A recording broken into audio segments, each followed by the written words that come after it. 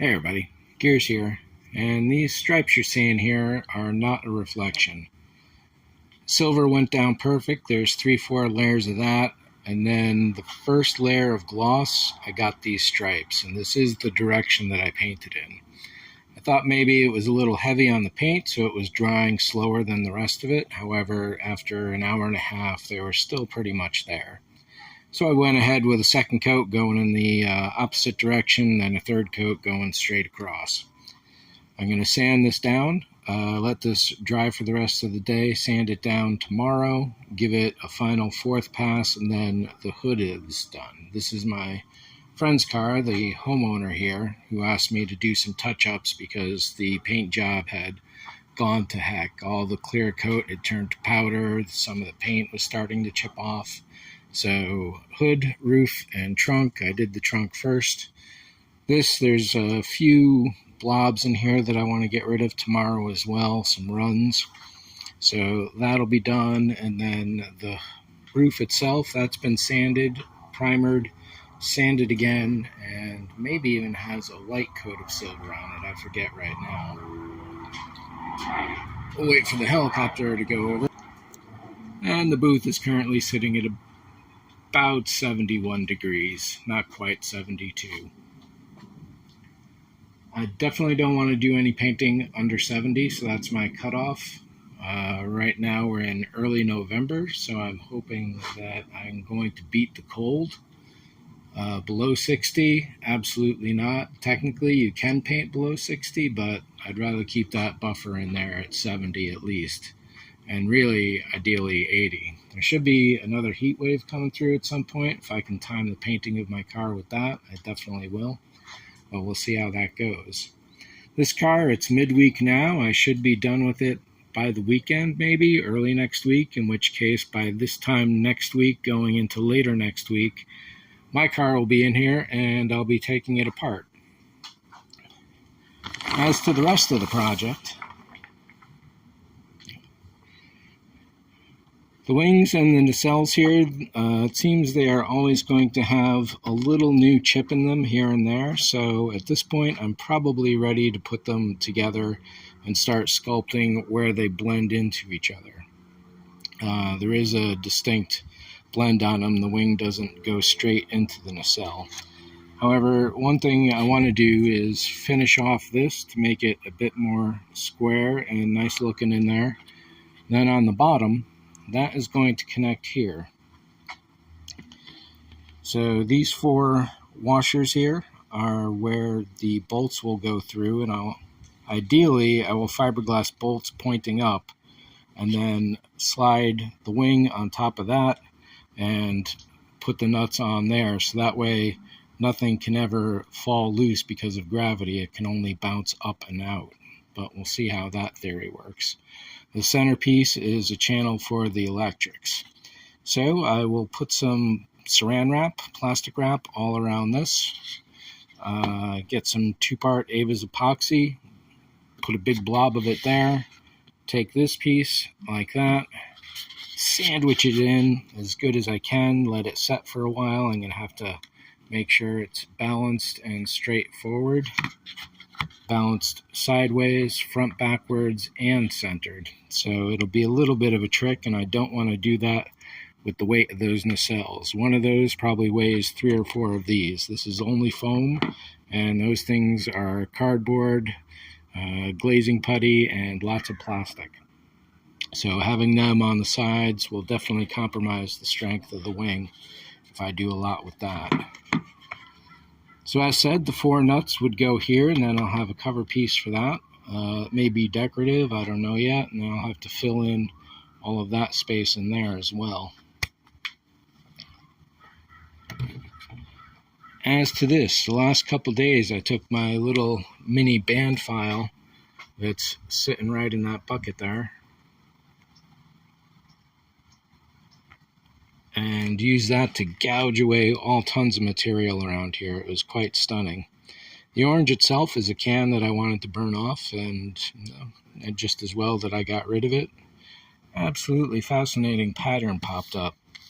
And it's strange the way it's here and there, so I don't know if it represents the underlayers that it's over, or if maybe there were dust patches that I never bothered getting out of there, or what it was. But it's definitely an interesting little effect that will be ground away entirely. The only reason why I put the orange on here was to seal up all the exposed spackle and start giving that a surface. There's going to be a bit more grinding to go. Right in there it says subtract, and that is because if we look in this angle here and follow it around,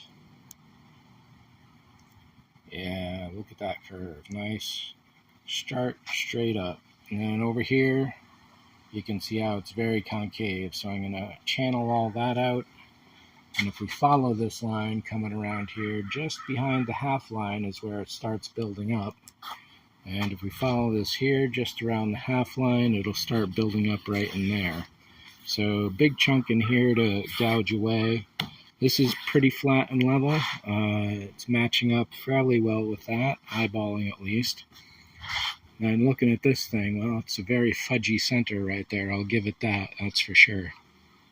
One of the big problems I foresee is water collecting in this area, and I haven't really done much with this area at all. I'm going to fill it in, round off that inner shape there. The reason why this shape cutoff is here is because when the hatch raises up, this line sinks underneath the roof line. So if anything was here, it would block that transition and I wouldn't be able to open up my trunk at all.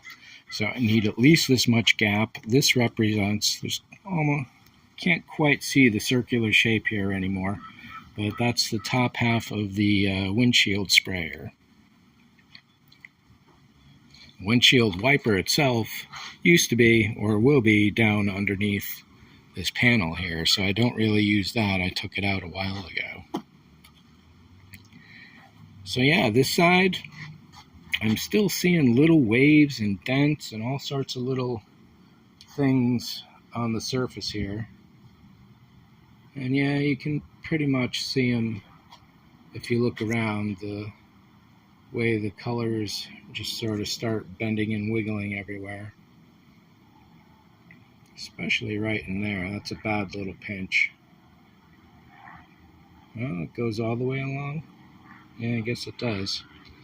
I'll give it a little more sanding, but I'm not worried about this side anymore, except up in here in that place.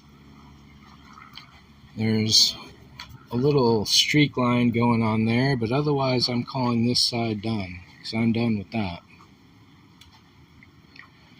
Up here, R2, there was a point where I was thinking I was going to have to raise the turret, but I was able to renegotiate all the objects underneath here into a lower setting. So right now, the dome could be a little higher, and I can do that with washers on top of the ring.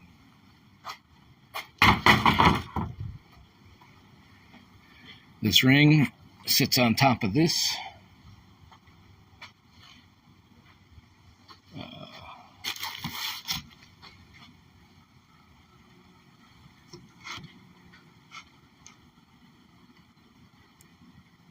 The ring sits on top of this pedestal, which is on top of this base down here.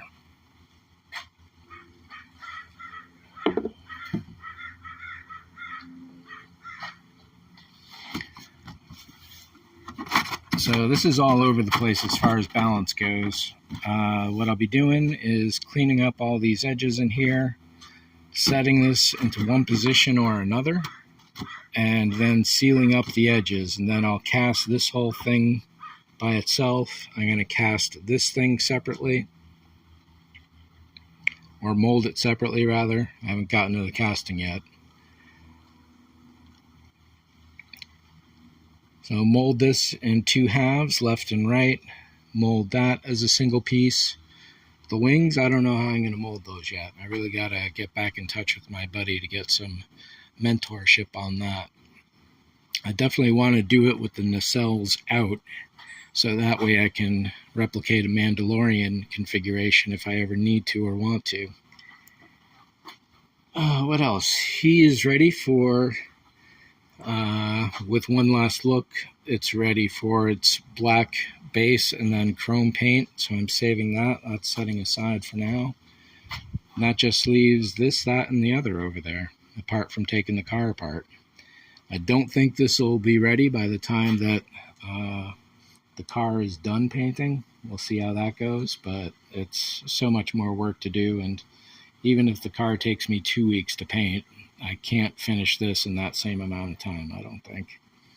But yeah, so as many times that I've said nearly done, almost there, I think it's actually true in this case. So we'll see what it looks like in the next video. Thanks for watching. See ya. See ya.